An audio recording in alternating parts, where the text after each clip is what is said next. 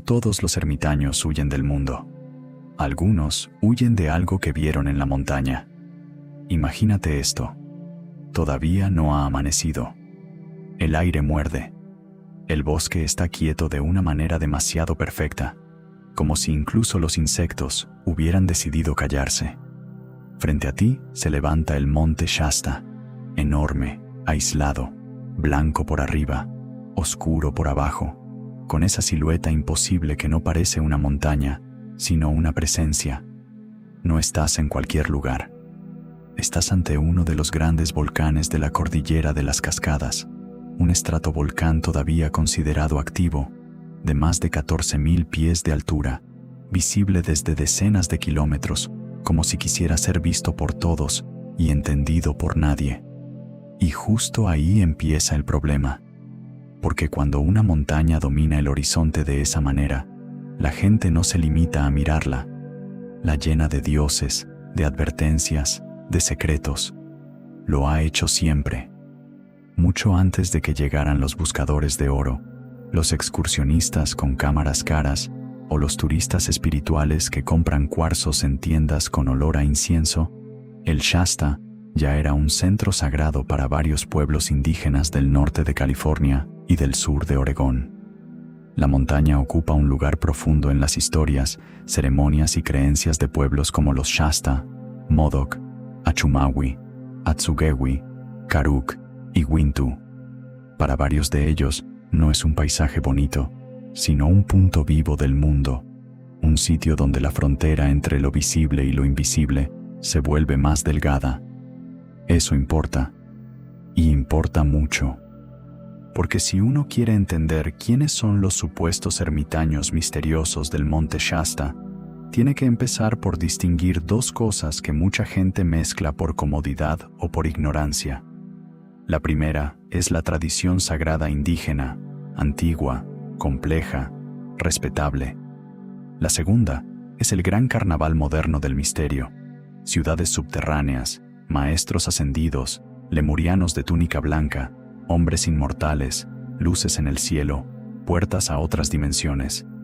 Todo eso existe en el imaginario del Shasta, pero no nació al mismo tiempo, ni por la misma razón. Y entre esas dos capas, la antigua y la moderna, se mueve la figura del ermitaño. ¿Quién es el ermitaño de una montaña sagrada? ¿Un sabio? ¿Un loco? ¿Un fugitivo? ¿Un místico? ¿Un hombre que escuchó algo que nosotros no escuchamos? Mira, en casi todas las culturas las montañas altas fabrican el mismo personaje. Alguien que sube solo y vuelve distinto. O peor, alguien que sube solo y ya no vuelve del todo, aunque su cuerpo regrese al pueblo. Son personas que siguen respirando, comprando pan, diciendo buenos días, pero dejan una parte de sí arriba, entre la nieve, la piedra y el silencio. Y el Shasta, con su tamaño y su aislamiento, lleva más de un siglo haciendo exactamente eso con la gente. Los relatos más antiguos asociados a la montaña no hablan de ermitaños en el sentido cristiano clásico. No aparecen todavía esos hombres vestidos de blanco que salen de una cueva para mirar a un viajero y desaparecer entre los árboles.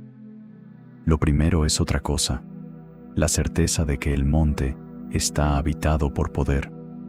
Entre los relatos más conocidos está el de Skell, figura espiritual vinculada por la tradición Klamath a la cima del Shasta, enfrentado a Yao, espíritu asociado al monte Mazama. En esa historia hay rocas ardientes, fuego, violencia celeste.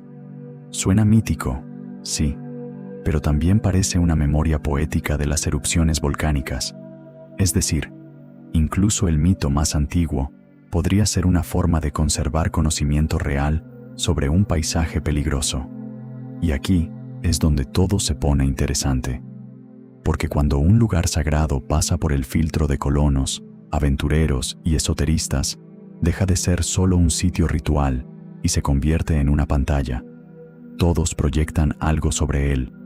Unos ven a Dios, otros ven energía, otros ven una civilización perdida, otros un negocio, y unos pocos, quizá los más inquietantes, ven una invitación. No es casualidad que, con el tiempo, el monte Shasta empezará a atraer a personas decididas a vivir cerca, muy cerca, pero no del todo dentro de la sociedad.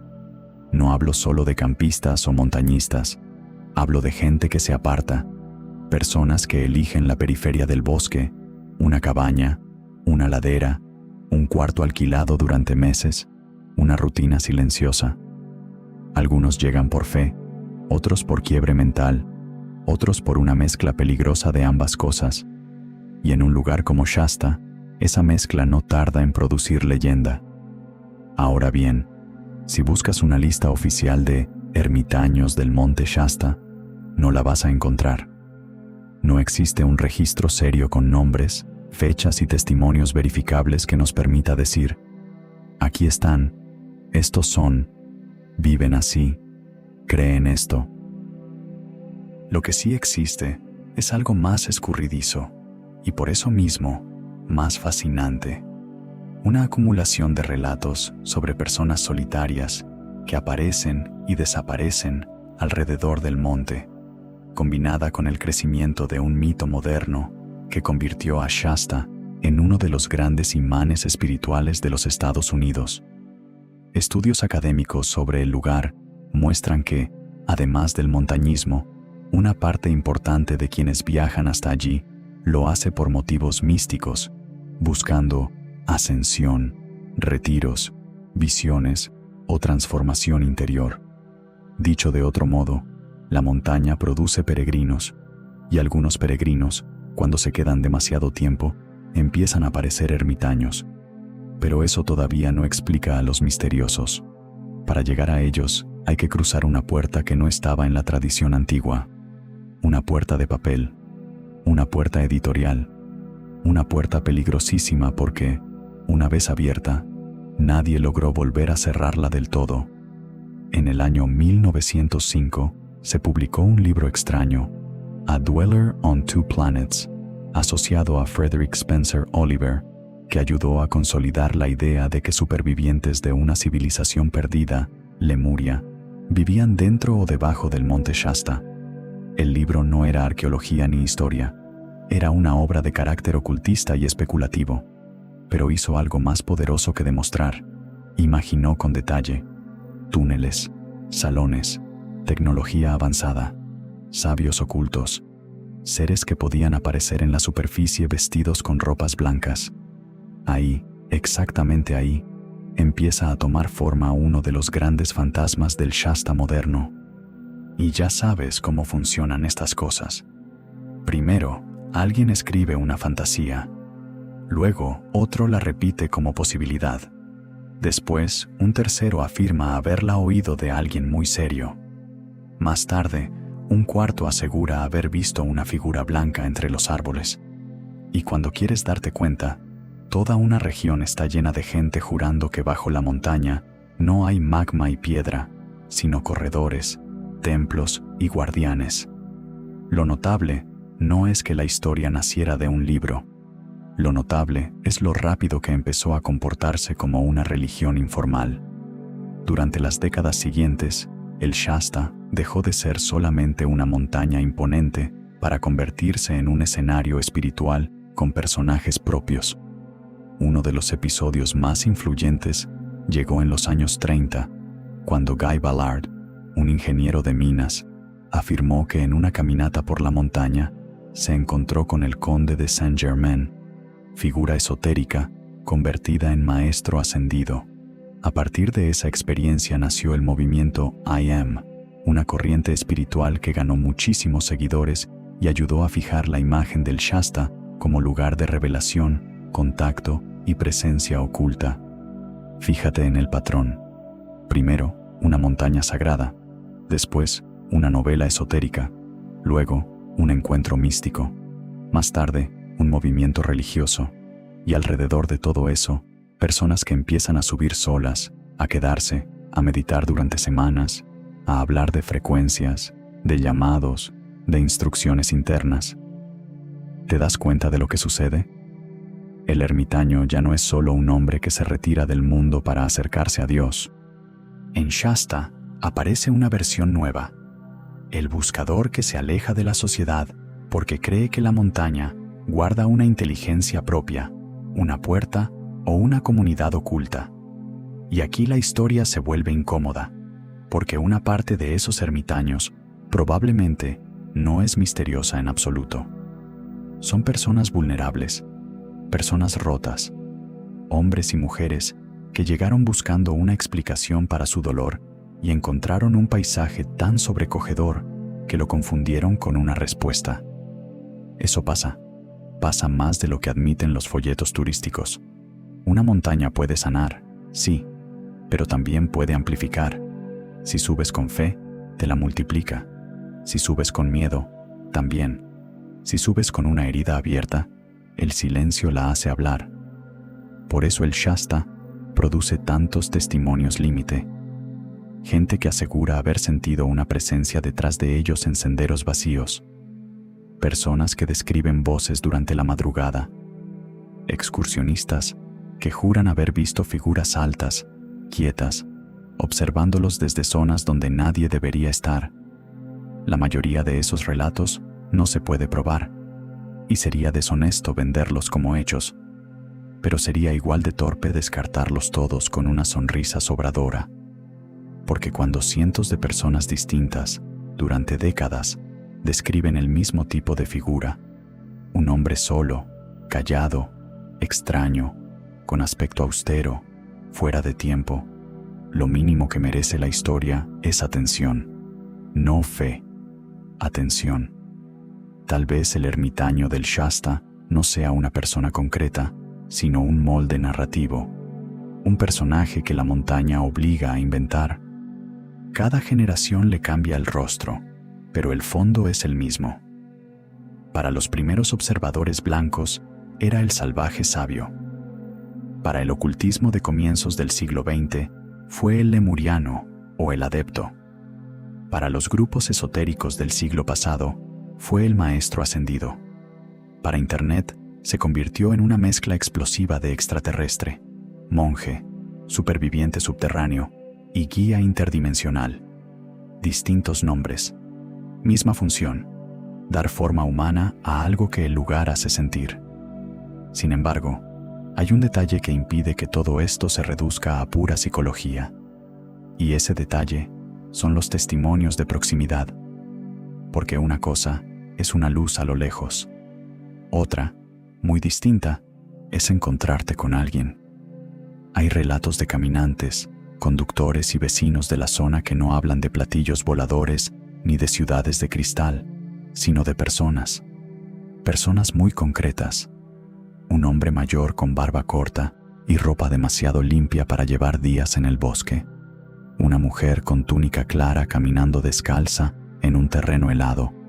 Un sujeto que pide agua, da las gracias con una calma rarísima y se interna por un sendero que no lleva a ninguna parte. Muchos de esos relatos no pasaron a periódicos. Viven en conversaciones, memorias locales, foros, sobremesas. Eso los hace débiles como evidencia, pero, curiosamente, también los hace persistentes. Las mentiras espectaculares buscan escenario. Las historias bajas, casi domésticas, sobreviven mejor cuando tienen algo de verdad emocional. Piensa un momento en lo siguiente. Si realmente existieran personas viviendo de manera apartada en las inmediaciones del Shasta, fuera de la vida ordinaria, ¿cómo serían? No necesariamente como los dibuja la fantasía. Podrían ser exmiembros de grupos espirituales, antiguos devotos del I Am, ascetas improvisados, veteranos desencantados, buscadores de silencio, gente que leyó demasiado a Saint-Germain y decidió no volver del todo. Podrían vestir como cualquiera. Podrían bajar al pueblo una vez al mes, comprar arroz, fósforos y sal, y volver a desaparecer. El verdadero ermitaño no va por ahí anunciando que es un iniciado de Lemuria. El verdadero ermitaño hace algo mucho más eficaz. No explica nada. Y quizá por eso resultan tan perturbadores, porque no puedes clasificarlos. La ciudad moderna necesita etiquetas. Enfermo mental, gurú, excéntrico, fraude, víctima. Pero el Shasta está lleno de zonas grises. Un hombre puede estar desequilibrado y al mismo tiempo haber visto algo real. Una mujer puede repetir ideas delirantes y aún así conocer el bosque mejor que cualquiera. Un grupo espiritual puede construirse sobre mitos inventados y pese a eso, provocar en sus miembros experiencias intensas y sinceras. Ahí reside el veneno del monte. Nada es del todo limpio. Incluso la propia geología ayuda a fabricar esa sensación. El Shasta no es una montaña cualquiera. Es un gigante volcánico aislado, con nieves, glaciares, laderas abruptas y una presencia visual tan dominante que casi parece moverse mientras lo miras. El cerebro humano odia el vacío de significado. Cuando algo así aparece en el horizonte, quiere llenarlo de intención. Quiere creer que la montaña te mira de vuelta, y algunos no se conforman con creerlo. Suben para comprobarlo. Aquí entra otra figura clave, menos mística y más turbia. El hombre que prometió demostrar que bajo Shasta había algo físico, tangible, excavable. Hablo de J.C. Brown. Según la leyenda, este prospector o geólogo aseguró haber descubierto años antes un túnel larguísimo dentro del monte, con riquezas, restos extraños y vestigios de una civilización perdida. En 1934 reunió expectación, organizó una expedición y desapareció justo antes de llevar a la gente al lugar. La expedición nunca ocurrió. Brown se esfumó, y con su desaparición, la montaña obtuvo algo todavía mejor que una prueba, un vacío perfecto. Porque una prueba se discute, un vacío se habita. Desde entonces, cada historia posterior encontró sitio dentro de ese hueco. Si alguien veía figuras blancas, eran guardianes del túnel. Si alguien oía cantos en el bosque, eran habitantes ocultos. Si alguien encontraba a un solitario extraño en un camino de montaña, no era un vagabundo, era un ermitaño del interior, un mensajero, un vigilante, un resto humano de algo no humano. ¿Suena exagerado? Claro que sí. Y sin embargo, dime otra cosa. ¿Por qué el Shasta y no otra montaña? ¿Por qué este lugar consiguió reunir espiritualidad indígena, esoterismo moderno, turismo místico, relatos de apariciones, rumores de túneles, encuentros con maestros invisibles y una colección casi interminable de solitarios? Hay montañas más altas, hay montañas más peligrosas, hay volcanes más violentos, pero pocas han acumulado tal densidad de relato. Eso no demuestra que haya una ciudad bajo la roca, ni que haya seres inmortales caminando entre los pinos, pero sí demuestra algo más sutil y tal vez más inquietante, que el monte Shasta lleva más de un siglo seleccionando a cierto tipo de persona, gente propensa a apartarse, a escuchar, a perder algo, a encontrar algo, a volverse, poco a poco, menos compatible con la vida normal. Y entonces la pregunta cambia. Ya no es solo quiénes son los ermitaños del monte Shasta. La pregunta real es otra. ¿Qué les hizo la montaña para que ya no pudieran volver del todo? Porque algunos, y esto es lo que más perturba a los viejos habitantes de la zona, sí volvieron, bajaron, hablaron, comieron en restaurantes, compraron provisiones, sonrieron incluso. Pero cuando alguien les preguntó qué habían visto allá arriba, no respondieron como quien guarda un secreto. Respondieron como quien teme que ponerlo en palabras lo traiga de nuevo. Y uno de ellos, según una historia casi olvidada, dejó caer una frase antes de cerrar la puerta de su cabaña y desaparecer para siempre del pueblo. Dijo que los verdaderos ermitaños no viven en la montaña. Dijo que salen de ella. Eso fue lo que convirtió una simple frase en una infección mental para todo el valle. No viven en la montaña, salen de ella. En cuanto alguien escucha algo así frente a una cabaña cerrada, en un pueblo pequeño donde el monte domina cada conversación aunque nadie lo nombre, ya no vuelve a mirar igual ni la nieve, ni los senderos, ni a los solitarios que bajan al mercado con una mochila demasiado ligera para haber pasado varios días allá arriba. Y entonces pasa algo muy humano. El rumor empieza a llenar los huecos. Uno dice que vio a un hombre en el borde del bosque, inmóvil, mirando la ladera como si esperara una señal. Otro jura que encontró huellas donde no debía haber huellas, marcadas sobre una lengua de nieve endurecida, y que no había rastro de ida, solo de llegada. Una mujer recuerda a una figura alta, envuelta en una especie de manta clara, caminando al amanecer entre los troncos negros de los abetos, con la tranquilidad absurda de quien no teme perderse. Cuando intentó acercarse, la figura siguió avanzando sin girar la cabeza, como si ya supiera que la estaban observando. Lo normal sería reírse, lo razonable, incluso. Y sin embargo, el monte Shasta tiene un talento especial para volver razonables las historias menos razonables. Mira el paisaje. La montaña se alza sola, inmensa, casi teatral. No aparece escondida entre docenas de cumbres iguales. Se impone, te obliga a mirarla. Y cuando una presencia geográfica se impone de esa manera, el cerebro hace lo que ha hecho desde hace miles de años. Intenta negociar con ella, inventarle intención, carácter, voluntad. No es una roca, es alguien. No es un relieve, es una mirada. A partir de ahí, el ermitaño deja de ser solo una persona retirada del mundo. Se convierte en intérprete, en intermediario, en el que subió más alto de lo que debía y regresó con algo pegado a la espalda. Por eso, con el paso de las décadas, las historias sobre los solitarios del Shasta ya no se conformaron con describir personas excéntricas. Empezaron a clasificarlas. Unos hablaban de buscadores silenciosos, gente que iba a meditar durante semanas y bajaba sin dar explicaciones. Otros hablaban de guardianes, y otros, los más ambiciosos, los convirtieron en miembros de una comunidad secreta.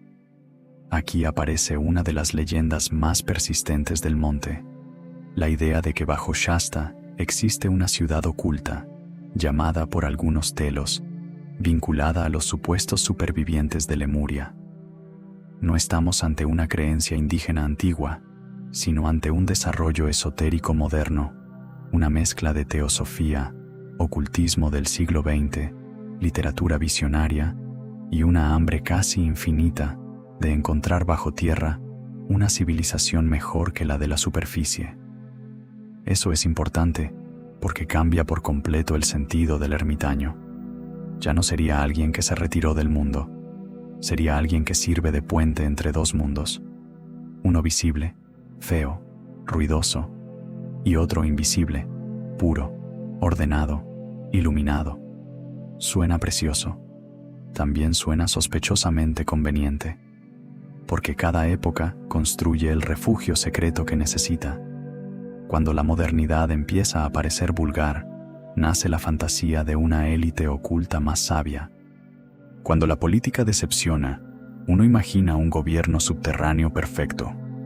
Cuando la tecnología deshumaniza, se fantasea con una tecnología espiritual, limpia, superior.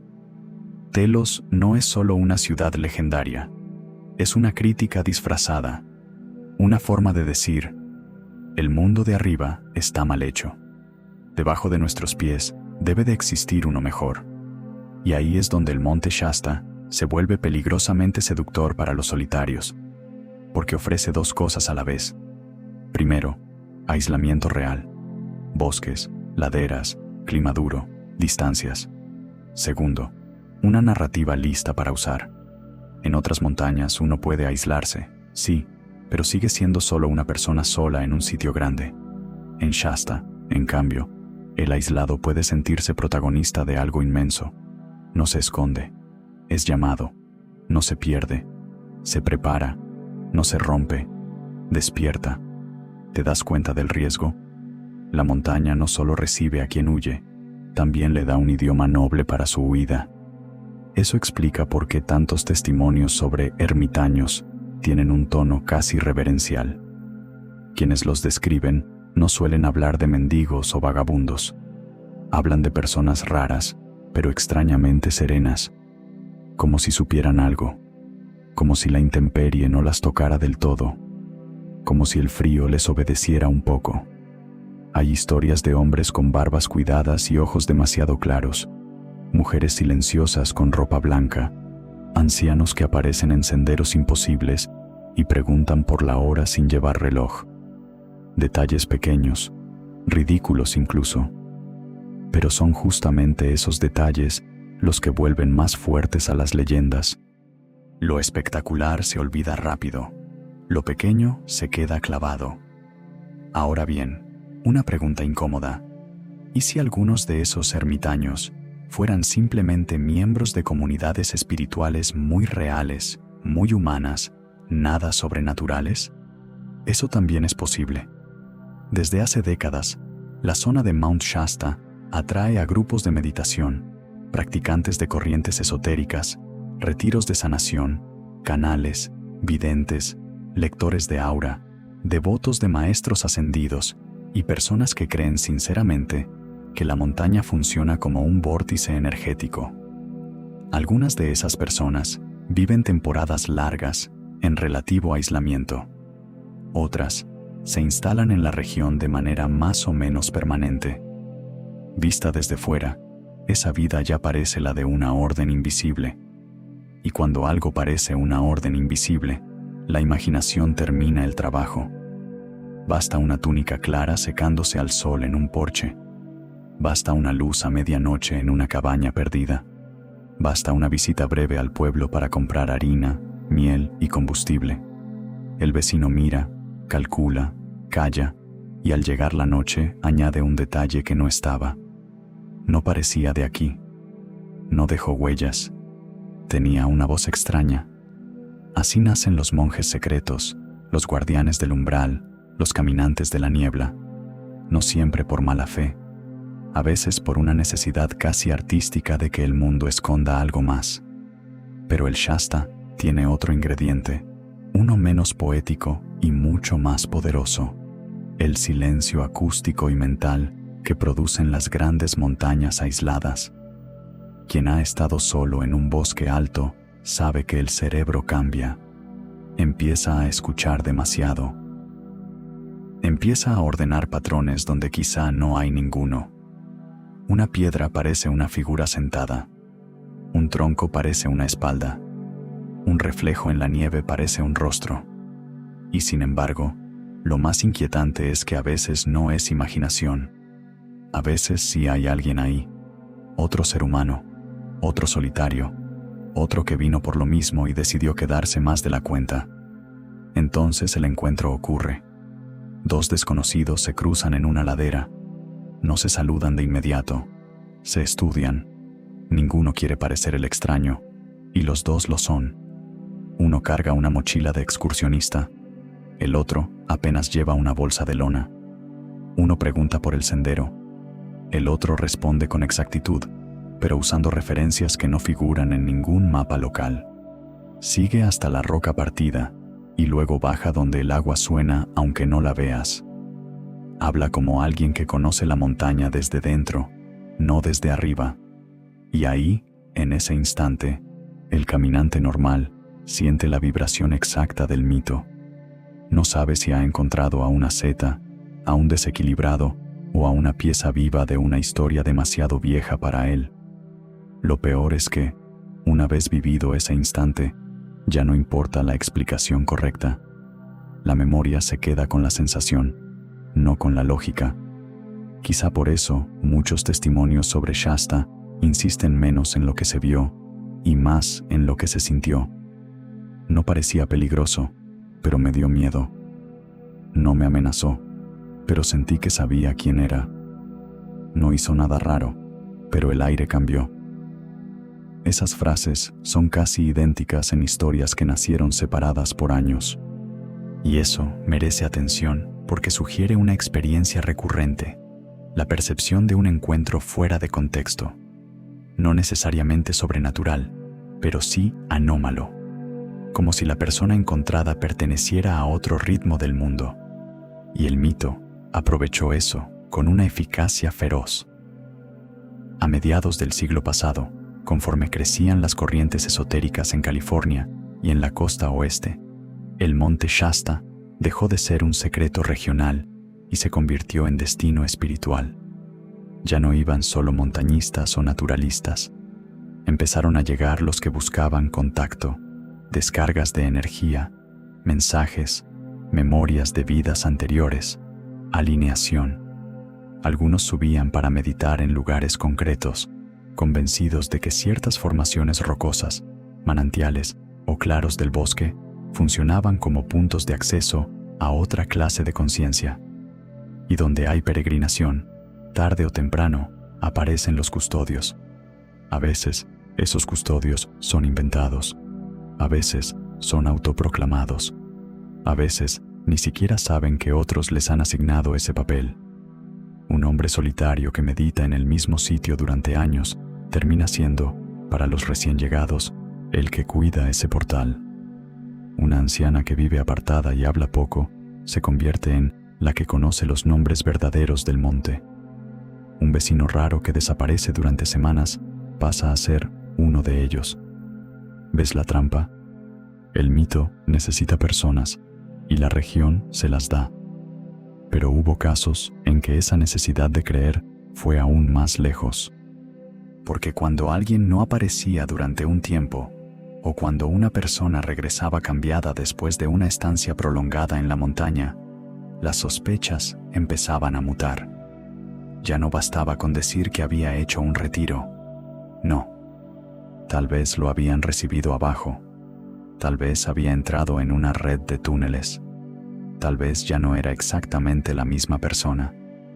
Estas ideas hoy pueden sonar extravagantes, pero funcionan porque tocan una fibra antigua, la del descenso iniciático.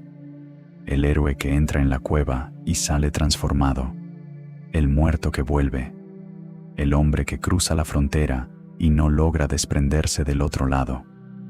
Por eso la figura del ermitaño del Shasta resulta tan potente. No es solo un aislado. Es alguien que podría haber hecho el trayecto completo. Y aquí aparece un detalle casi nunca mencionado, pero crucial. Los supuestos ermitaños del monte no fascinan por su pobreza, ni por su renuncia, ni siquiera por su soledad. Fascinan por su origen ambiguo. Nadie teme a un monje porque viva solo. Se teme a alguien cuando no queda claro de dónde viene. ¿Del pueblo? No. ¿Del bosque quizá? ¿De una cueva?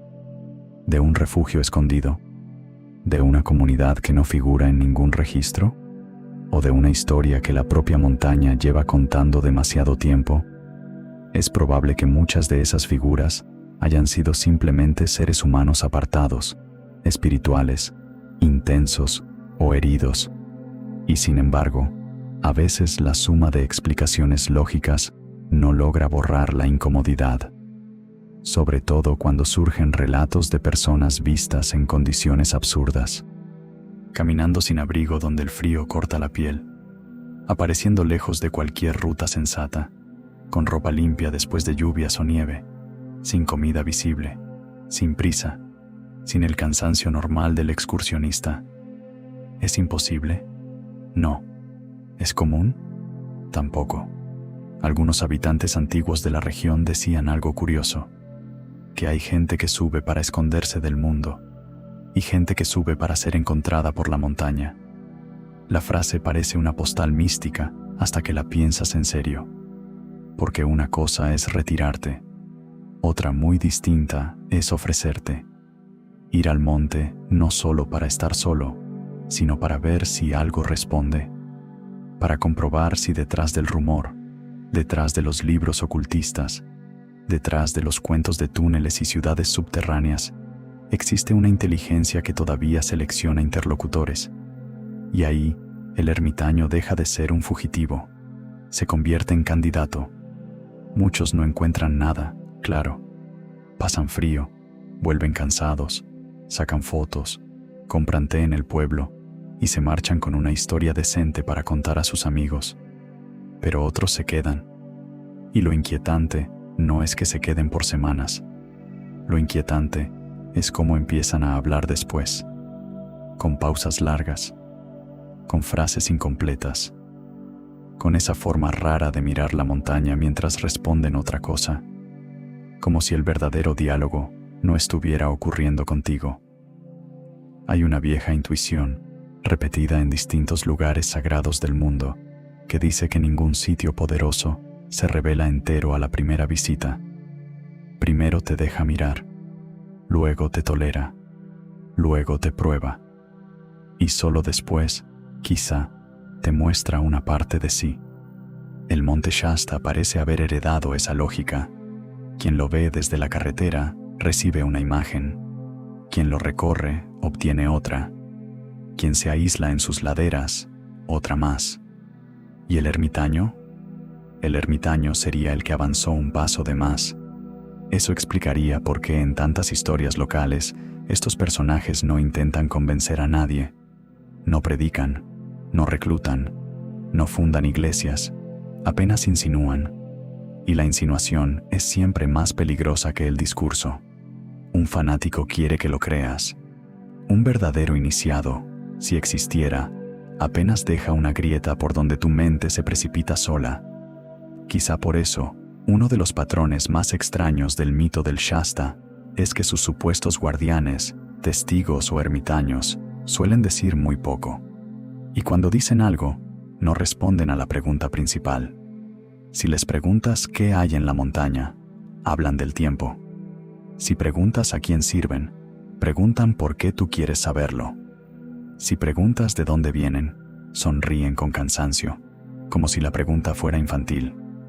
Ese tipo de respuesta hace dos cosas al mismo tiempo: frustra y hechiza.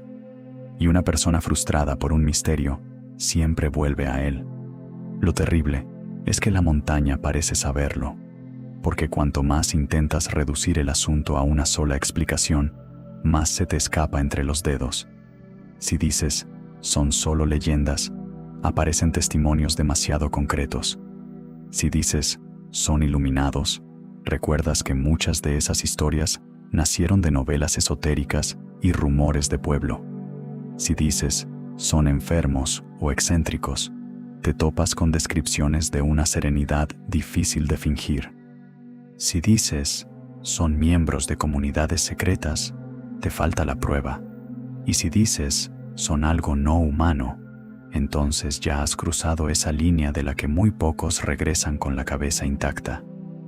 Tal vez esa sea la verdadera función del ermitaño del monte Shasta: no dar respuestas, sino desordenar las que ya tenías. Porque en el fondo, todo este mito gira alrededor de una idea más profunda y más vieja que Lemuria, Telos o Saint-Germain. La idea de que hay lugares donde la realidad no está mal, pero sí más suelta, menos clavada, menos obediente. Lugares donde lo humano se siente observado por algo que no termina de materializarse. Y para lidiar con eso, inventamos figuras de transición: profetas, guías, guardianes, ermitaños, personas que viven cerca del borde para que el resto no tenga que hacerlo. La pregunta es: ¿quién cuida a esos cuidadores? ¿Quién escucha al hombre que pasó demasiados inviernos en una cabaña mirando la cumbre? ¿Quién recoge a la mujer que bajó del bosque convencida de haber oído nombres bajo la nieve? ¿Quién distingue al místico del náufrago, al sabio del quebrado, al testigo del fabulador? Porque quizá la crueldad del monte no está en ocultar secretos, sino en mezclar las revelaciones con las ruinas humanas hasta que se vuelven casi indistinguibles. Y aún así, pese a todo, la gente sigue subiendo. Sube porque quiere creer, sube porque quiere desmentir, sube porque alguna parte de sí sospecha que el mundo visible no basta. Y a veces, en mitad de esa búsqueda, ve a alguien, no un monstruo, no una luz, no un portal resplandeciente, solo una persona quieta, demasiado quieta, en un lugar donde nadie debería estar. Y eso basta. Porque lo verdaderamente inquietante del Shasta no es que esconda seres fabulosos. Es que te obliga a preguntarte, ¿qué clase de ser humano elegiría vivir tan cerca de un misterio, salvo que ya no tuviera elección? Y según un viejo comentario que circuló durante años entre los habitantes más discretos de la zona, hay una señal para reconocer a los auténticos. No miran la cima con admiración, la miran como quien recuerda una puerta que una vez se abrió. Una puerta que una vez se abrió. Esa frase no parecía gran cosa cuando la contaban en voz baja, junto a una gasolinera, en un café medio vacío, o en una tienda de provisiones donde todos fingen no escuchar. Pero en un lugar como este, las frases pequeñas envejecen mal. Se quedan flotando en el aire, se pegan a los árboles, cambian de dueño y regresan años después con una forma más afilada. Porque una cosa es decir que en el monte Shasta hay leyendas. Otra muy distinta es insinuar que algunas personas no solo las creen, sino que actúan como si hubieran pasado por dentro de ellas. Y es aquí donde empiezan los relatos que casi nadie cuenta completos. No porque sean imposibles de entender, sino porque suenan peligrosamente coherentes. Durante mucho tiempo, los rumores sobre los solitarios del Shasta orbitaban alrededor de figuras vistas a distancia. Sombras en senderos altos, gente rara en claros del bosque, cabañas mal ubicadas, luces aisladas donde no debía haber luz. Pero de vez en cuando aparecía otra clase de historia, más rara, más concreta. Historias de personas que no solo vieron a estos ermitaños, sino que hablaron con ellos, que se sentaron frente a frente, que recibieron indicaciones, que hicieron una pregunta simple y recibieron una respuesta que tardó años en hacer daño. Una de las más repetidas entre los viejos excursionistas de la región habla de un hombre que se perdió en una tarde de niebla espesa en una de las zonas boscosas por debajo de la línea de nieve. No estaba haciendo nada heroico. No era un iniciado, ni un ocultista, ni un cazador de portales. Era un tipo práctico, de los que se burlan de las historias de fantasmas y llevan las cosas envueltas en bolsas herméticas. Cuando se dio cuenta de que había tomado el desvío equivocado, ya no veía bien el sendero. El bosque estaba demasiado silencioso y eso le molestó más que la propia desorientación. No escuchar pájaros puede parecer una tontería hasta que estás solo y empieza a aparecerte un mensaje.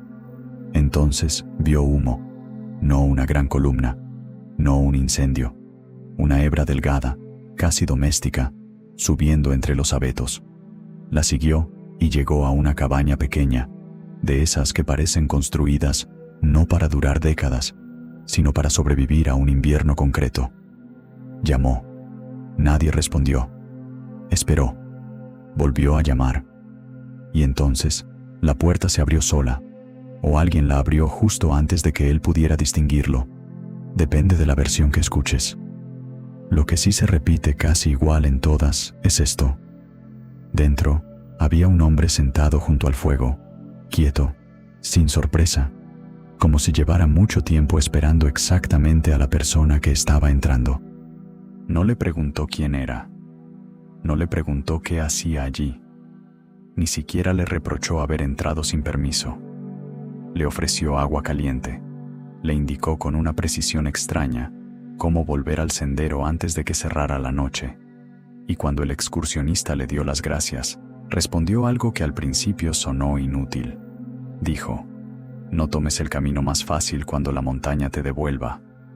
La frase es rara, sí, pero todavía podría pasar por excentricidad.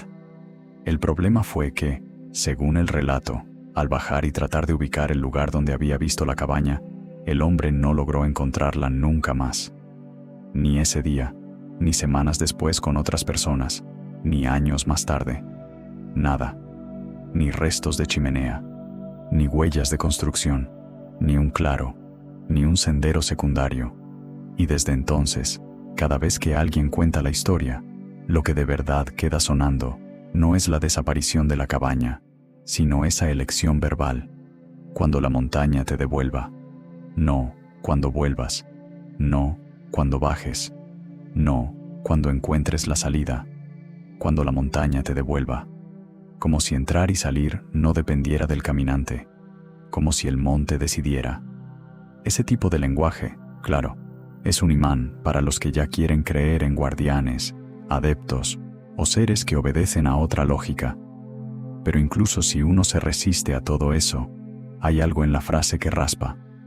Porque las personas que viven mucho tiempo en territorios salvajes suelen desarrollar una forma particular de hablar, menos posesiva, menos urbana. No dicen, yo conquisté el monte. Dicen, el monte me dejó pasar. No es poesía, es una disciplina psicológica. Una manera de aceptar que la naturaleza no negocia con tu ego. Quizá por eso, algunos de los supuestos ermitaños del Shasta producen una impresión casi premoderna. No parecen personas obsesionadas con dominar un sitio, sino con leer sus permisos.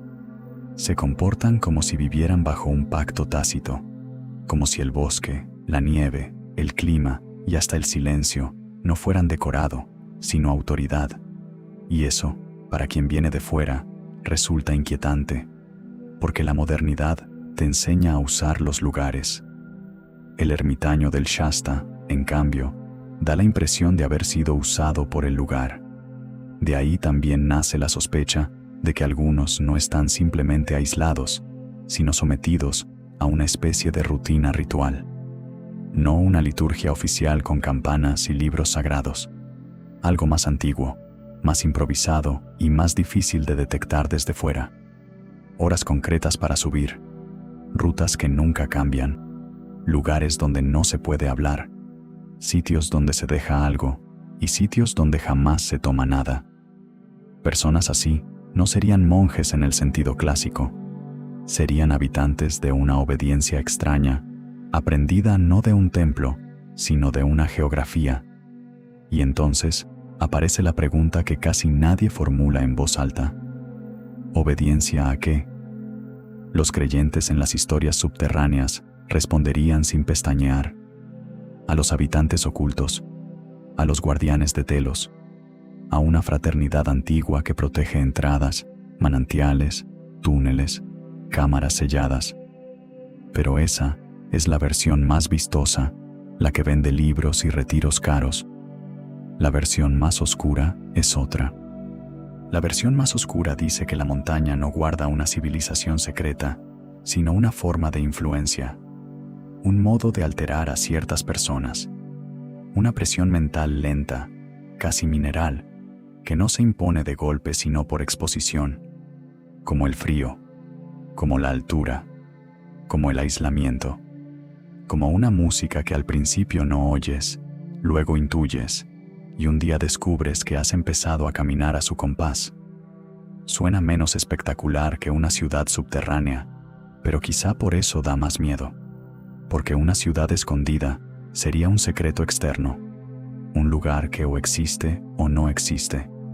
En cambio, una influencia que modifica a los solitarios sería otra cosa, sería un proceso, algo que no necesita monstruos ni puertas luminosas, algo que basta con dejarte un poco más solo de lo aconsejable, un poco más arriba de lo prudente, un poco más tiempo mirando la misma cumbre hasta que tu mente empieza a reorganizarse alrededor de ella.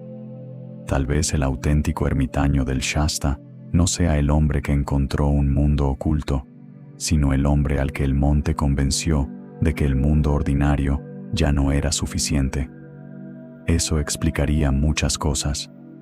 Explicaría por qué algunos regresan con una serenidad que parece sabia y al mismo tiempo con una dificultad creciente para vivir entre otros.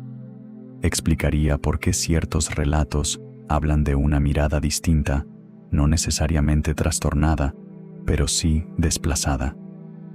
Como si la atención de esa persona estuviera repartida entre el aquí y otro plano menos estable. Explicaría por qué algunos hablan poco, duermen mal, prefieren el amanecer, evitan multitudes y solo parecen relajarse cuando la conversación gira hacia el clima, la nieve o el sonido del agua bajo la piedra. Y hay otro detalle curioso.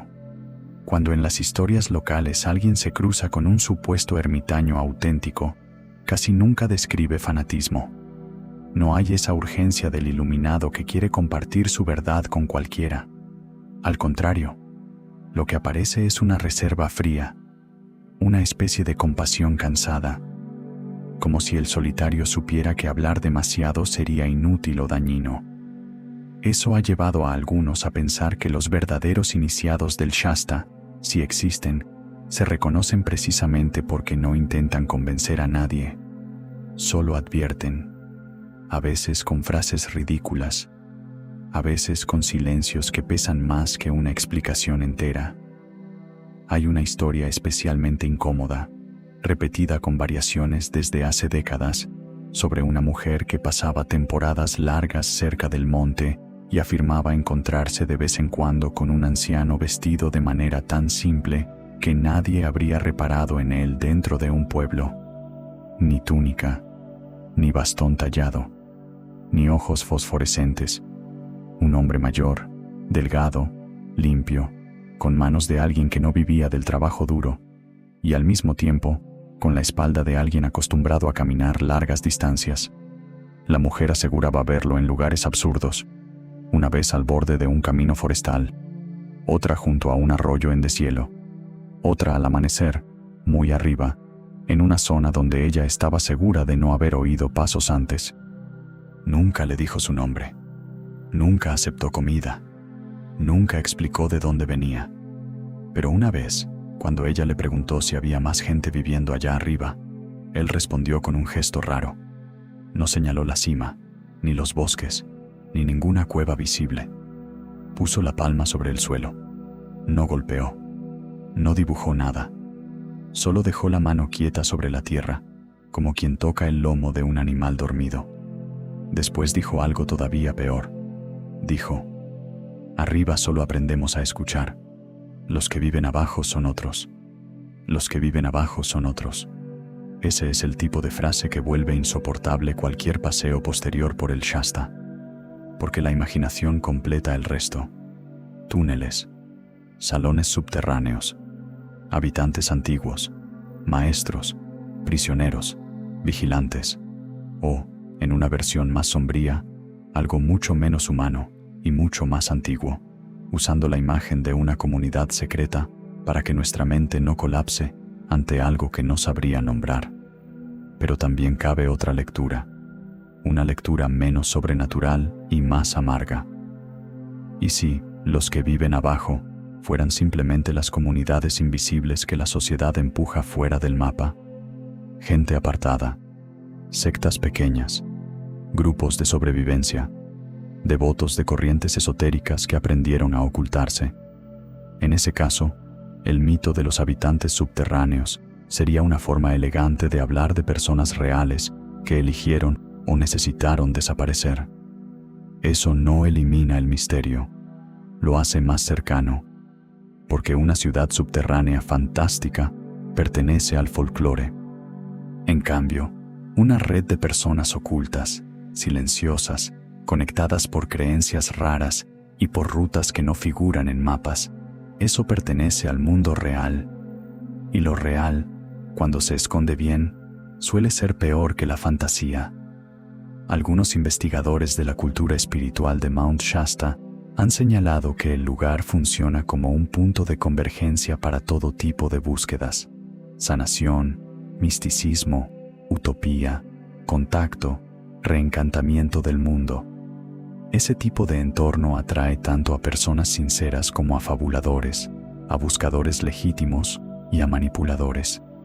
Y precisamente por esa mezcla, el mito del ermitaño se vuelve más difícil de desmontar, porque entre 100 impostores puede haber uno auténticamente distinto, y con uno basta para contaminar la memoria de todos los demás.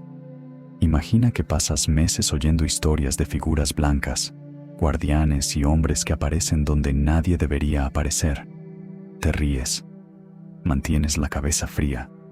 Luego, un día, subes solo. Te desvías un poco, escuchas pasos que no son tuyos. Te giras, ves a un hombre quieto entre los árboles. No tiene nada teatral, ni siquiera parece misterioso. Te preguntas si vas a bajar antes de que cambie el viento. Tú respondes que sí, que claro. Él asiente, como si ya lo supiera, y añade: no vuelvas mañana. Eso es todo.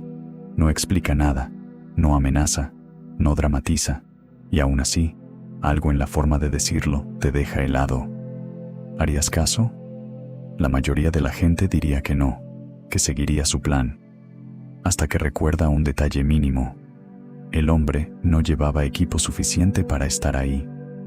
Ni mochila grande, ni bastones, ni chaqueta adecuada. Entonces la lógica se descose. Y aunque bajes riéndote de ti mismo, una parte tuya se queda pensando lo mismo durante años. ¿Quién era? ¿Qué sabía? ¿Y por qué sonó menos como una advertencia y más como una costumbre? Los verdaderos mitos no sobreviven porque sean grandiosos. Sobreviven porque saben colarse en la experiencia diaria. Por eso, los ermitaños del Shasta nunca terminan de convertirse en una sola imagen. A veces parecen ascetas, a veces observadores, a veces restos humanos de una vieja fiebre esotérica, a veces simples vecinos que eligieron mal el lugar perfecto para no llamar la atención, y a veces, solo a veces, parecen otra cosa, algo más difícil de fijar, como si usaran la figura del solitario del bosque, del mismo modo que un actor usa un traje conocido, para que el testigo no entre en pánico.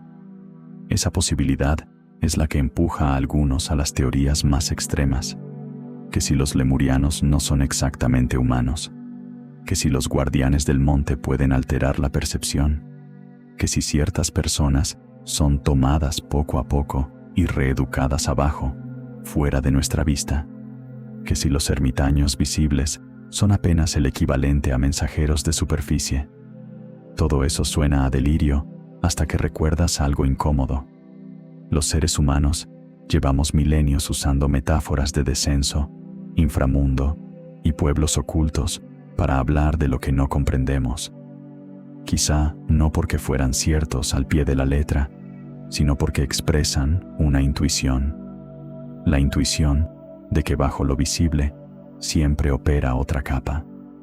El monte Shasta, con su masa volcánica, sus cavernas imaginadas, su peso simbólico y su capacidad para arrastrar personas fuera de la vida corriente, es el escenario perfecto para que esa intuición adopte forma humana. Una forma con rostro austero, una forma con botas gastadas, una forma que pide agua, no dinero, una forma que sabe tu ruta antes que tú. Y aquí conviene detenerse en algo casi cruel.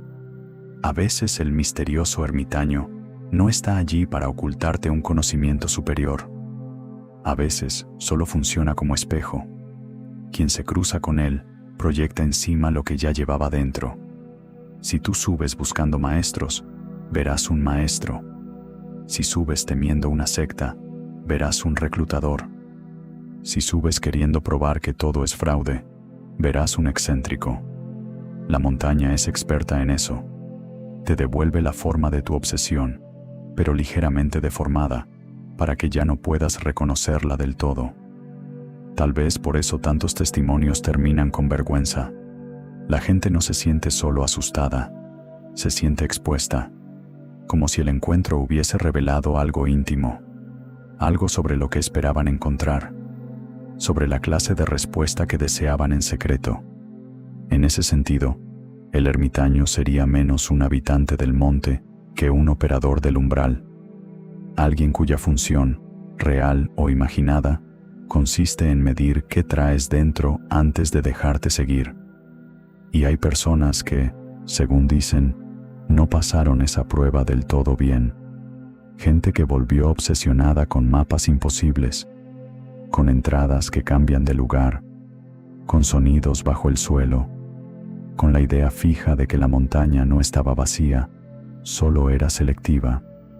Algunos terminaron escribiendo cuadernos enteros, otros desaparecieron de la escena pública y adoptaron vidas discretas en pueblos cercanos.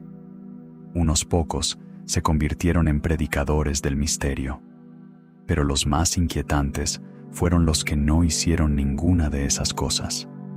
los que siguieron viviendo aparentemente normal, salvo por una alteración mínima pero permanente. Cada cierto tiempo, sin anunciarlo a nadie, volvían al monte, como quien cumple una cita, como quien revisa que una puerta siga cerrada o abierta. Y quizá esa sea la diferencia final entre el simple devoto del Shasta y el auténtico ermitaño del mito. El devoto busca experiencias. El ermitaño mantiene una relación con algo que no necesita ser comprendido del todo para ser obedecido. Algo que no se presenta todos los días, pero tampoco desaparece nunca. Lo más desconcertante es que quienes más tiempo llevan alrededor de la montaña casi nunca hablan del asunto con entusiasmo. Hablan con prudencia, con una seriedad seca, como quien sabe que el peligro no está solo en creer demasiado, sino también en burlarse demasiado pronto. Porque hay lugares donde reírse del misterio no lo destruye, solo te deja más indefenso cuando tropiezas con él. Y según una historia que casi no sale de las conversaciones privadas, hubo una noche en que un guardabosques retirado recibió en su puerta a uno de esos hombres silenciosos, uno de los que rara vez bajaban al pueblo. No venía herido, no venía pidiendo ayuda, solo quería confirmar una cosa. Quería saber si, en las últimas semanas, alguien más había empezado a oír golpes bajo la tierra cuando el monte parecía completamente quieto. Golpes bajo la tierra, no un derrumbe, no el crujido normal del hielo, no el eco lejano de una roca partiéndose en alguna garganta invisible. Golpes, secos, separados, como si algo enorme y paciente estuviera probando, desde abajo, el espesor del mundo. Cuando el guardabosques retirado escuchó esa pregunta en la puerta de su casa, tardó unos segundos en responder. No por miedo, al menos no al principio.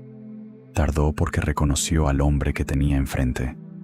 Lo había visto antes, años atrás, en la ladera oriental, muy arriba, caminando donde casi nadie camina sin motivo. Siempre solo, siempre sin prisa, siempre con esa clase de ropa que parece elegida para durar décadas, no temporadas. No parecía un vagabundo, no parecía un devoto exaltado, tampoco un excursionista. Tenía el aspecto irritante de la gente que encaja en un lugar difícil mejor que tú, aunque ese lugar no debería pertenecerle a nadie. El viejo guardabosques lo dejó pasar. No le ofreció café de inmediato. Primero quiso verlo sentarse, ver cómo colocaba las manos, ver si temblaba, ver si estaba agotado. Nada de eso. El hombre se sentó como se sienta alguien que ha cruzado mucho más que un camino, como quien llega desde otra temperatura del tiempo. Entonces el guardabosques respondió: Sí, en las últimas semanas también había oído algo bajo tierra, no en el pueblo, no cerca de la carretera, en las zonas altas, en 2 patrullas distintas, antes de jubilarse del todo. La primera vez pensó que era imaginación, la segunda, no. El sonido venía de abajo, amortiguado, como si hubiera atravesado capas de roca, agua y raíces para llegar hasta la superficie ya cansado. No era fuerte, era peor, era deliberado. El visitante bajó la mirada, como si esa confirmación no lo tranquilizara, sino todo lo contrario. Y entonces dijo una de esas frases que no se olvidan porque no parecen importantes hasta años después. Dijo: Eso significa que se han dado cuenta de que arriba ya los oímos. No explicó quiénes eran ellos. No hizo falta. O quizá hizo muchísima falta, pero el guardabosques entendió que preguntar demasiado era una forma rápida de quedarse solo con una respuesta insoportable. A veces, el misterio se protege no con puertas cerradas, sino con la intuición de que todavía no estás preparado para oír la frase completa. Aún así, preguntó lo mínimo: ¿Quién golpea? El hombre apoyó el codo en la rodilla, miró un punto fijo de la madera del suelo y tardó tanto en responder que casi pareció una negativa. Los de abajo no siempre llaman para salir. A veces llaman para saber quién sigue escuchando. Esa fue la clase de conversación que nunca llega a un registro oficial, nunca entra en un informe serio, y sin embargo, sobrevive décadas en la memoria privada de una región, porque hay historias que no circulan por su valor probatorio, circulan por su capacidad de alterar el aire de un lugar. Después de oír algo así, el monte Shasta deja de ser una simple masa volcánica rodeada de bosque. Se convierte en una estructura de dos caras. Lo visible, nieve, roca, senderos, glaciares, turistas, retiros espirituales, tiendas de cristales, charlas sobre energía, y lo invisible, pactos, silencios, gente que sabe algo y decidió no contarlo entero. Desde fuera, claro, todo esto se puede explicar de 1000 maneras razonables. El sonido bajo tierra podría ser geológico, movimiento del hielo, agua profunda, tensión de la roca, ecos raros. También podría ser una historia hinchada con los años, una frase mal recordada, un detalle añadido por cada narrador hasta que el relato adquirió su propia respiración. Eso pasa con todos los lugares de frontera, pero el problema no es solo lo que ocurrió. El problema es lo que el lugar hace con lo ocurrido. En el Shasta, cada hecho ambiguo cae en un terreno que ya está sembrado de expectativa. Allí, una coincidencia no permanece coincidencia mucho tiempo. Se convierte en patrón. Y un patrón, repetido el tiempo suficiente, acaba pareciendo mensaje. Por eso la figura del ermitaño se vuelve tan central en la última capa del mito. Ya no como monje, ya no como sabio, ni siquiera como guardián, sino como receptor. El ermitaño del monte Shasta sería, en esta versión final de la historia, alguien que aprendió a detectar cosas que el resto ha desaprendido. Cambios en el viento que no son solo meteorológicos. Zonas del bosque donde el silencio cae antes que la nieve. Horas en que conviene no cruzar una ladera concreta. Días en que la montaña parece no rechazar tu presencia. Y días en que todo dentro de ti grita que te des la vuelta, aunque el cielo esté limpio y el camino despejado. Eso puede sonar místico. También puede sonar a supervivencia afilada por años de observación. Pero quizá el verdadero vértigo del Shasta está en que ambas cosas no se excluyen del todo. El ser humano llama intuición a conocimientos que todavía no sabe ordenar. Y cuando esa intuición aparece alrededor de un paisaje sagrado, remoto y cargado de leyendas, el salto hacia lo sobrenatural se vuelve casi irresistible. De ahí nace la última mutación del mito. La idea de que los misteriosos ermitaños no custodian solo entradas físicas, sino umbrales de percepción. Dicho de otra manera, tal vez no esconden un lugar, tal vez administran una manera de ver. Piénsalo. A lo largo de toda esta historia, hay un patrón que se repite con una insistencia casi cruel. Los testigos rara vez regresan con una prueba. Regresan con una alteración. Ven distinto. Escuchan distinto. Hablan distinto. Algunos se obsesionan. Otros callan. Otros vuelven una y otra vez al monte como si buscaran reproducir una experiencia que los dejó suspendidos entre la certeza y la vergüenza. Esa mezcla es importantísima. La vergüenza. Porque quien cree haber visto algo imposible, no solo teme no ser creído, también teme haber sido demasiado crédulo. Y entre el ridículo y la revelación, hay una zona gris donde muchísimas personas pasan años viviendo. Ahí, exactamente ahí, prospera el Shasta. No porque ofrezca respuestas claras, sino porque mantiene abiertas preguntas que la vida normal suele cerrar demasiado deprisa. ¿Quiénes son los ermitaños misteriosos del monte Shasta? Podrías responder de forma fría. Son el resultado de más de un siglo de mitología moderna, esoterismo, turismo espiritual, testimonios ambiguos y gente solitaria buscando sentido en una montaña inmensa. Podrías responder de forma mística. son intermediarios de un mundo oculto, guardianes de entradas, supervivientes de una sabiduría anterior a la nuestra, centinelas del borde entre la superficie y lo que duerme abajo. Podrías responder de forma psicológica. Son personas heridas, sensibles o intensas, que encontraron en el monte un escenario tan poderoso que su identidad terminó reorganizándose a su alrededor. Y sin embargo, ninguna de esas respuestas basta por completo. Porque el mito no persiste solo por lo que la gente cree, sino por lo que sigue ocurriendo. Siguen apareciendo testimonios de figuras solitarias en lugares absurdos. Siguen llegando personas que hablan de encuentros breves, precisos y extrañamente significativos. Siguen circulando historias de hombres y mujeres que viven al margen del pueblo, bajan poco, compran lo justo, hablan menos y miran la montaña de una forma que inquieta incluso a quien no cree en nada. Siguen surgiendo rumores de sonidos extraños, de rutas que no estaban allí la vez anterior, de claros del bosque que producen una sensación física de rechazo.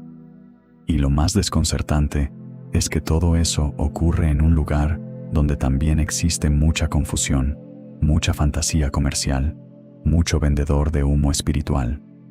El oro falso no elimina la posibilidad de que, mezclado con él, haya una beta verdadera.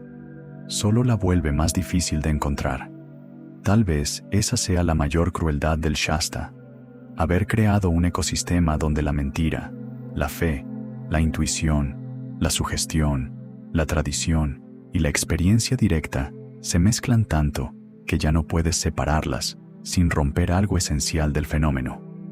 Por eso, el desenlace de esta historia no puede ser un simple «eran hombres normales», ni tampoco un «eran seres ocultos». Las montañas más poderosas no entregan cierres tan limpios, entregan perspectivas. Y la perspectiva más inquietante de todas quizás sea esta.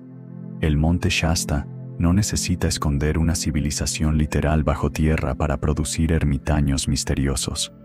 Le basta con hacer algo mucho más sutil: elegir personas, despegarlas gradualmente del ruido del mundo, convertirlas en habitantes de un ritmo distinto, hacer que bajen al pueblo con la apariencia de cualquier ser humano, pero con una relación con el silencio que ya no es del todo humana en el sentido común de la palabra.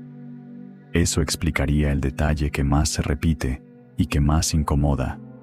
Los auténticos no parecen sorprendidos de encontrarte, como si supieran que, tarde o temprano, quien merodea demasiado por ciertas laderas termina cruzándose con alguien. No necesariamente con un monstruo, no con una aparición luminosa, no con un sabio teatral salido de una novela ocultista, con alguien peor, de hecho, con alguien normal en el punto exacto en que lo normal deja de tranquilizar. Un rostro sereno, una voz baja, un consejo demasiado preciso, un conocimiento excesivo del camino que tú todavía no has tomado. Y luego nada. Se van. Desaparecen entre los árboles. No dejan explicación, no dejan doctrina, no dejan prueba. Solo te dejan a ti, obligado a decidir qué hacer con la grieta que abrieron. Quizá por eso muchos vuelven, no para encontrar respuestas, sino para comprobar si la grieta sigue ahí. Y casi siempre sigue.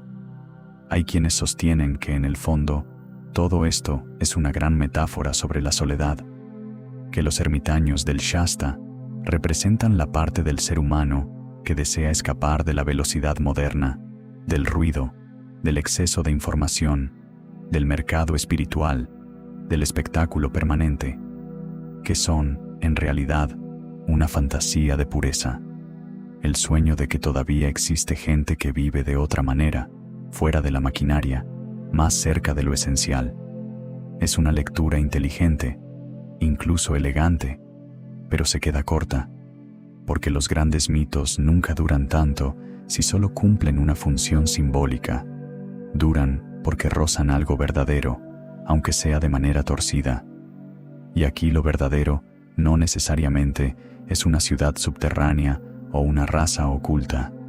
Lo verdadero puede ser algo más incómodo, que existen lugares capaces de transformar profundamente a ciertas personas y que esas personas, una vez transformadas, dejan de encajar del todo en nuestra clasificación del mundo. A eso, desde fuera, le llamamos ermitaño. Desde dentro, quién sabe, quizá guardián, quizá testigo, quizá simple superviviente de una conversación demasiado larga con la montaña. Y ahora llegamos al giro que más descoloca a quienes han pasado años persiguiendo la versión fantástica del Shasta. Porque varios de los relatos más perturbadores no sugieren que los ermitaños protejan un secreto para que nadie entre. Sugieren que protegen a la superficie para que algo no suba demasiado rápido. Míralo desde ese ángulo y todo cambia. Las advertencias secas, los consejos que suenan a órdenes, la preocupación por ciertos días, ciertos sonidos, ciertos cambios en el viento, las preguntas sobre golpes bajo tierra, las miradas tensas cuando alguien menciona haber encontrado una abertura rara, una cavidad nueva, una grieta donde antes solo había roca. El ermitaño deja de ser un anfitrión de lo oculto y pasa a ser una especie de filtro. No te invita a bajar. Intenta medir si eres de los que podrían abrir sin querer lo que debería permanecer cerrado. ¿Cerrado qué? Ahí es donde el Shasta vuelve a reírse de nosotros, porque quizá ni siquiera hace falta que sea una cosa. Podría ser una comunidad escondida, sí, o restos de cultos subterráneos, redes de cuevas, gente viviendo al margen desde hace generaciones. Podría ser una construcción mental nacida del aislamiento y alimentada por décadas de esoterismo. Podría ser un símbolo del inconsciente humano, esa vieja idea de que bajo toda estructura visible duerme otra capa, más salvaje, más sabia o más peligrosa. Y también podría ser, en una lectura todavía más cruda, la suma de todo eso. Un lugar donde los estratos físicos y los estratos imaginarios se pegaron tanto entre sí que ya operan como una sola cosa. Eso sería, de hecho, el auténtico misterio de Mount Shasta. No si hay o no hay algo bajo el monte, sino por qué tantas generaciones, con lenguajes distintos y obsesiones distintas, siguen sintiendo que la respuesta no está del todo en la superficie. Y ahí entra el componente filosófico que ningún buen observador del Shasta puede evitar. Quizá la razón por la que nos obsesionan estos ermitaños es que nos muestran una posibilidad que nos asusta y nos seduce al mismo tiempo. La posibilidad de que una vida humana pueda desviarse tanto del camino común que termine orbitando alrededor de un misterio sin necesidad de resolverlo jamás. Eso es lo contrario de la modernidad. La modernidad quiere mapas, pruebas, etiquetas, diagnósticos, utilidades. El ermitaño del Shasta, real o legendario, parece responder con otra lógica. A veces saber menos protege más. A veces nombrar una cosa la debilita. A veces comprender no es conquistar, sino aprender dónde detenerse. Y tal vez por eso la imagen final que deja esta montaña no es la de una revelación espectacular, sino la de una advertencia serena. Hay puertas que no parecen puertas, hay llamados que no suenan como voces, y hay personas que un día suben buscando paz, respuestas o curiosidad, y años después descubren que ya no viven en el mismo mundo que el resto, aunque sigan bajando de vez en cuando a comprar pan, sal y fósforos. Esos serían, quizá, los verdaderos misteriosos ermitaños del monte Shasta. No criaturas de cuento, no santos de postal, no necesariamente locos, aunque algunos lo hayan sido, sino seres humanos que se acercaron demasiado a una frontera invisible y aprendieron a vivir mirando de reojo hacia ella. Personas que ya no admiran la montaña, la escuchan. Y a lo mejor, eso es lo más perturbador de todo, que después de tanto hablar de túneles, ciudades ocultas, maestros blancos, civilizaciones perdidas y golpes bajo tierra, el secreto final no sea una especie no humana, ni una tecnología imposible, ni un reino subterráneo. Que el secreto final sea nosotros. Nuestra fragilidad frente a los lugares que parecen más antiguos que cualquier explicación. Nuestra necesidad de poblar el vacío con figuras de transición. Nuestro deseo desesperado de que aún existan guardianes en un mundo que fingen no necesitarlos. Quizá los ermitaños del Shasta son reales, quizá son un mito, quizá son ambas cosas a la vez, y por eso no desaparecen, porque un mito puro termina agotándose, una realidad pura termina archivándose. Lo que sobrevive siglo tras siglo es la mezcla, lo suficiente de carne para que la historia pese, y lo suficiente de sombra para que nadie logre cerrarla. La próxima vez que veas una foto del monte Shasta, tan perfecto, tan blanco en la cumbre, tan monumental contra el cielo, recuerda esto. Las montañas más inquietantes no son las que prometen tesoros, son las que parecen observar en silencio quién se atreve a quedarse mirando demasiado tiempo. Y por eso, algunas personas suben. Y por eso, unas pocas bajan distintas. Y por eso, quizá, algunas nunca terminan de bajar. Gracias por llegar hasta aquí y por entrar conmigo en esta niebla. Cuéntame en los comentarios qué piensas tú. ¿Los ermitaños del monte Shasta son buscadores solitarios, guardianes de algo oculto o el reflejo de un misterio mucho más humano? Descansa, mira 2 veces la montaña cuando aparezca en tu pantalla y nos vemos en el próximo video.